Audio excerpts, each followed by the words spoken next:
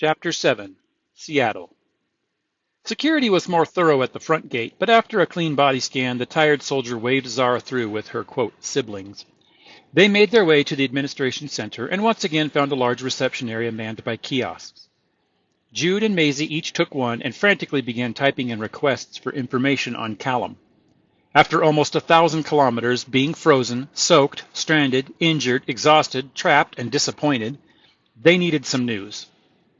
By the sighs and whispered cursing, Zara could tell they were hitting a brick wall. Casually, she stepped up to a third kiosk and began typing. After an angry burst from Jude and a few choice words from Maisy, Zara calmly said, "I found him." "What?" the Kane siblings said in unison as they ran over to Zara. I figured the name search wasn't leading anywhere, so I tried another angle. I reported a drone shot down. The system matched the date and description, and I just followed the link. Look, the suspect was here a week ago, but he's been taken to a detention center to await his trial. According to this link, she said as she scrolled down the screen, all trials for offenses involving actions against the NADF, troops, or equipment are considered domestic terrorism and are investigated by the NADF and the State Department. Domestic terror tribunals are held in Washington, D.C. Here are some insights. First of all, how did the group get from Vancouver to Seattle?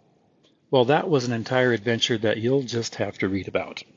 Once they were there, they got to an administrative center for the New American Defense Forces, and they found out, as we read, that Callum is being held and awaiting trial, most likely on terrorism charges. What can they do to get him out? Is there anything they could do to get him out? If they go to Washington, D.C., is it going to do any good?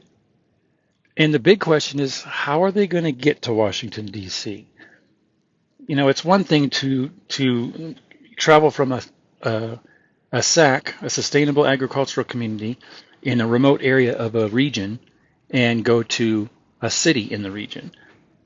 But it's a whole nother situation to go to the other side of the country, the other side of the continent, crossing several regions and figuring out not just the cost of getting there, but don't forget, Zara doesn't have a passport. She doesn't have an implanted chip that verifies her identity.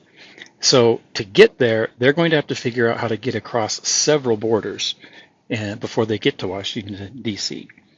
And once they get there, what are they going to do?